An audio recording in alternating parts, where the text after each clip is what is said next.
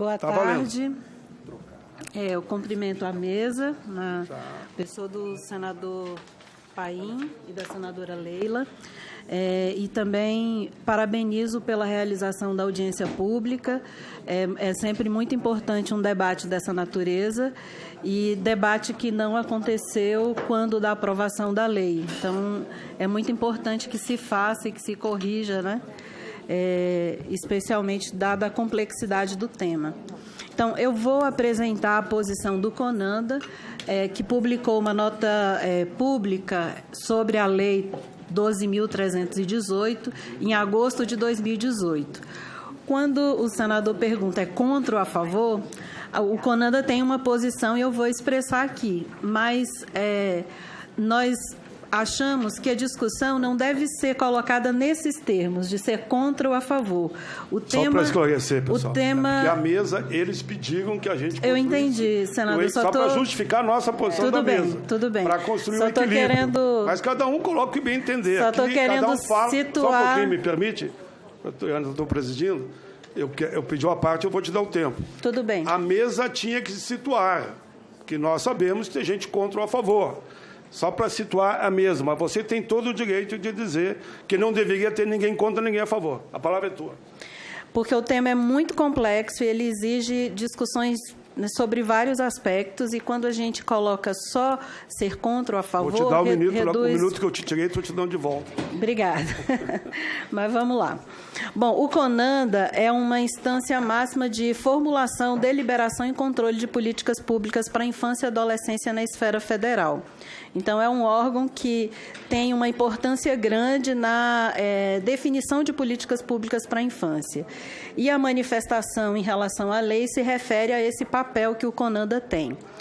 E essa nota pretende oferecer subsídios, né, para análise, né, que se propõe aqui nessa audiência pública.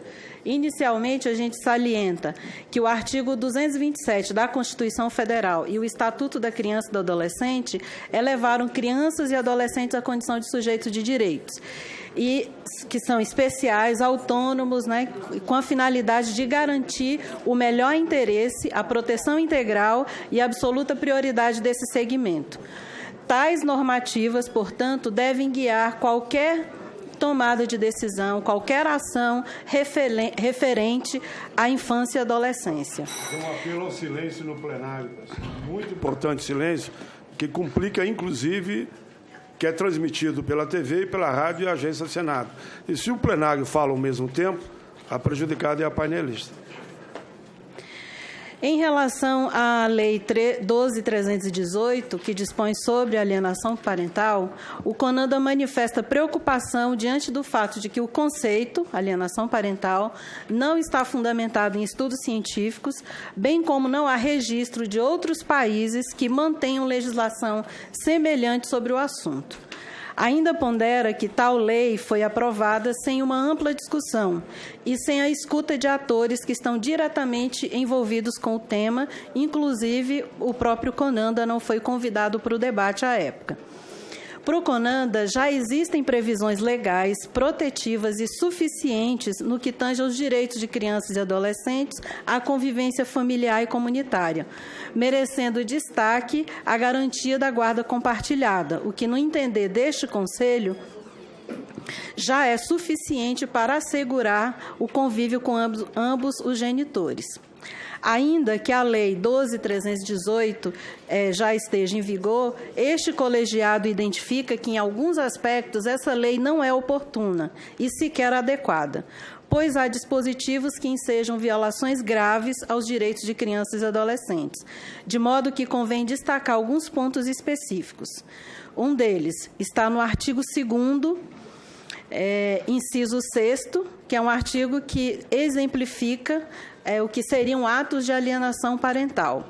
E nesse inciso 6º do artigo 2º, se entende, né, se apresentar a falsa denúncia contra genitor, contra familiares deste ou contra avós, para obstar ou dificultar a convivência deles com crianças ou adolescentes, é considerado um ato de alienação parental.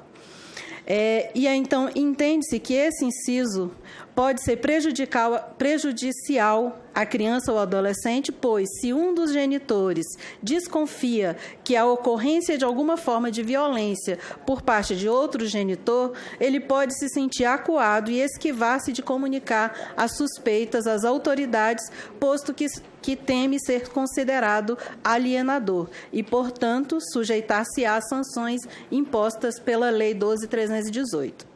No entanto, para realizar uma denúncia, basta que se desconfie da situação de violência, não havendo necessidade de comprová-la, o que pode ser averiguado pelas autoridades competentes para tal. Neste sentido, inclusive, diferentes previsões no ECA apontam para a obrigatoriedade de comunicar a suspeita de violência, bem como para a responsabilidade compartilhada por proteger direitos e prevenir violações, destacando os seguintes artigos do ECA. No artigo 13, os casos de suspeita ou confirmação de castigo físico, de tratamento cruel ou degradante e de maus tratos contra criança ou adolescente serão obrigatoriamente comunicados ao Conselho Tutelar. Artigo 18. É dever de todos velar pela dignidade da criança e do adolescente. E artigo 70. É dever de todos prevenir a ocorrência de ameaça ou violação dos direitos da criança e do adolescente. Neste sentido, quando há suspeitas de violência ou maus-tratos, isto será apurado, inclusive em âmbito criminal, após ampla defesa e contraditório, de modo que eventuais falsas denúncias só serão caracterizadas como tal após a conclusão do devido processo legal. Evidencia-se, portanto, que a previsão constante no inciso 6º do artigo 2º contraria as previsões destacadas do ECA e, com isso, viola o melhor interesse de crianças e adolescentes. Relevante também que, quando há indícios de alienação parental, a lei prevê consequências, conforme o artigo 6º, que vamos destacar. Em especial, o inciso 5, que prevê a inversão de guarda, o inciso 6º, que prevê a fixação cautelar do domicílio, e o inciso 7, que prevê a suspensão da autoridade parental. As consequências da alienação parental perdem a razoabilidade diante desses incisos.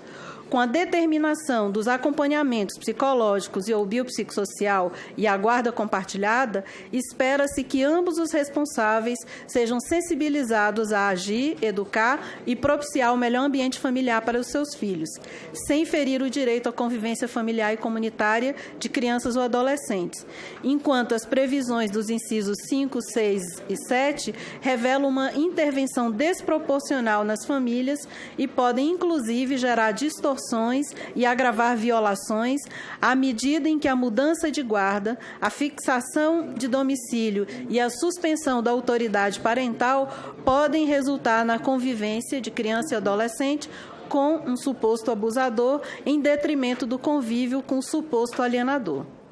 Destaca-se ainda que na legislação brasileira vige a Lei 13.058 de 2014, que alterou o Código Civil brasileiro para estabelecer o significado da expressão guarda compartilhada e dispor sobre sua aplicação. De acordo com esse regramento, o tempo de convívio com os filhos deve ser dividido de forma equilibrada entre os genitores, sempre que possível, tendo em vista, é claro, as condições fáticas e os interesses dos filhos. Tais previsões evidenciam que a Lei da Guarda Compartilhada sinaliza a busca de práticas conciliadoras entre os responsáveis por crianças e adolescentes, a fim de assegurar-lhes o direito da convivência familiar e comunitária. A despeito de tais previsões, a Lei 12.318 equivocadamente prioriza a judicialização da vida em detrimento da promoção de outras formas de pacificação de conflitos para o desenvolvimento de laços sociais. Isto posto, o CONANDA, tendo em vista suas atribuições, visando a efetivação das normas que asseguram proteção integral, melhor interesse e absoluta prioridade de crianças e adolescentes, bem como seus direitos à convivência familiar e comunitária, sugere a revogação do inciso 6º do artigo 2º, dos incisos 5, 6 e 7 do artigo 6º da lei, sem prejuízo ao aprofundamento do debate acerca da possibilidade da revogação de outros dispositivos ou de inteiro teor da referida lei da alienação parental. Esta é a posição do CONANDA. Eu gostaria de complementar só colocando mais algumas questões que justificam, inclusive, a minha posição inicial de que o debate não deve se centrar em ser contra ou a favor, né? Tem um minuto para concluir. Em recente pesquisa sobre entendimentos sobre alienação parental na jurisprudência, publicados entre agosto de 2010 e dezembro de 2016, essa é uma pesquisa realizada pela psicóloga Analícia Martins, publicada este ano. Ela identificou nos tribunais de justiça da Bahia, Rio Grande do Sul, São Paulo e Minas Gerais 400 acórdãos em que se identificava a alegação de alienação parental. 63% dos autores dessas ações eram genitores não residentes, homens, né? 19% genitoras não residentes, 8% avós, 7% genitora guardiã e 3% genitor guardião. Então, um percentual muito maior de homens registrando ações com alegação de alienação parental. Concluindo. Mas aí a gente questiona que, para o entendimento dessa situação, é preciso incorporar nesse debate os estudos recentes sobre as novas configurações familiares, sobre as questões de gênero, sobre a parentalidade, né, a coparentalidade, sobre essas questões que não têm entrado no debate quando se fala dos conflitos pós-divórcio, né, das decisões de guarda e de cuidado de filhos, né?